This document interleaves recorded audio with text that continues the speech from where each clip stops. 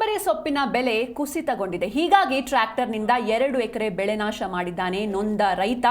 ಕೊತ್ತಂಬರಿ ಸೊಪ್ಪಿನ ಬೆಲೆ ಕುಸಿತಗೊಂಡಿರುವಂತಹ ಹಿನ್ನೆಲೆಯಲ್ಲಿ ರೈತನಿಂದ ಬೆಳೆ ನಾಶ ಮಾಡಲಾಗಿದೆ. ಟ್ರ್ಯಾಕ್ಟರ್ನಿಂದ 2 ಎಕರೆ ಬೆಳೆ ನಾಶ ಮಾಡಿದ್ದಾನೆ ನೊಂದ ರೈತ. ಚಿಕ್ಕಬಳ್ಳಾಪುರದ ಜಿಲ್ಲೆಯ ಶಾಮರಾವ್ ಹೊಸಪೇಟೆ ಜಮೀನಿನಲ್ಲಿ ಕೊತ್ತಂಬರಿಯನ್ನು ಬೆಳೆದಿದ್ರು ರೈತ ಮುನಿರೆಡ್ಡಿ.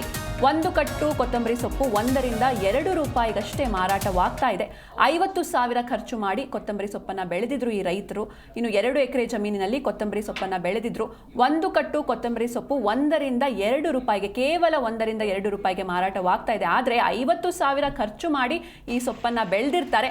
ಆದರೆ ಮಾರಾಟ ಮಾತ್ರ ಕೇವಲ 1 ರಿಂದ 2 ರೂಪಾಯಿಗೆ ಆಗ್ತಾ ಇರುವಂಥದ್ದು. ಹೀಗಾಗಿ ನೊಂದ ರೈತ ಸಂಪೂರ್ಣ ಬೆಳೆಯನ್ನ ಟ್ರ್ಯಾಕ್ಟರ್ನಲ್ಲಿ ಉಳುಮೆ ಮಾಡಿ ನಾಶ ಮಾಡಿದ್ದಾರೆ. ಚಿಕ್ಕಬಳ್ಳಾಪುರ ಜಿಲ್ಲೆ ಚಿಂತಾಮಣಿ ತಾಲೂಕಿನಲ್ಲಿ ಈ ಒಂದು ಘಟನೆ ನಡೆದಿರುವಂಥದ್ದು. ಟ್ರ್ಯಾಕ್ಟರ್ನಿಂದ 2 ಎಕರೆ ಬೆಳೆ ನಾಶ ಮಾಡಿದ್ದಾರೆ ನೊಂದ ರೈತ.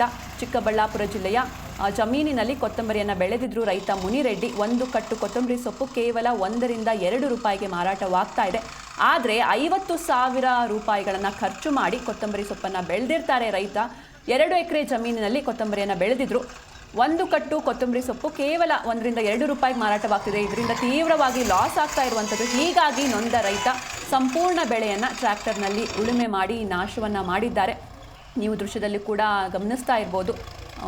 ಕೊತ್ತಂಬರಿ ಸೊಪ್ಪನ್ನು 2 ಎಕರೆ ಜಮೀನಲ್ಲಿ ಬೆಳೆದಿರ್ತಾರೆ. ಆದರೆ ಸರಿಯಾದ ಬೆಲೆ ಅವರಿಗೆ ಮಾರುಕಟ್ಟೆಯಲ್ಲಿ ಸಿಗ್ತಾ ಇಲ್ಲ. 50,000 ಖರ್ಚು ಮಾಡಿ ಬೆಳೆದಿದ್ದಾರೆ. ಆದರೆ ಮಾರಾಟ ಮಾತ್ರ ಆಗ್ತಾ ಇರೋದು 1 ರಿಂದ 2 ರೂಪಾಯಿಗೆ. ಹೀಗಾಗಿ ನೊಂದ ರೈತ ಸಂಪೂರ್ಣ ಬೆಳೆಯನ್ನು ಟ್ರ್ಯಾಕ್ಟರ್ನಲ್ಲಿ ಉಳುಮೆ ಮಾಡಿ ನಾಶ ಮಾಡಿದ್ದಾರೆ.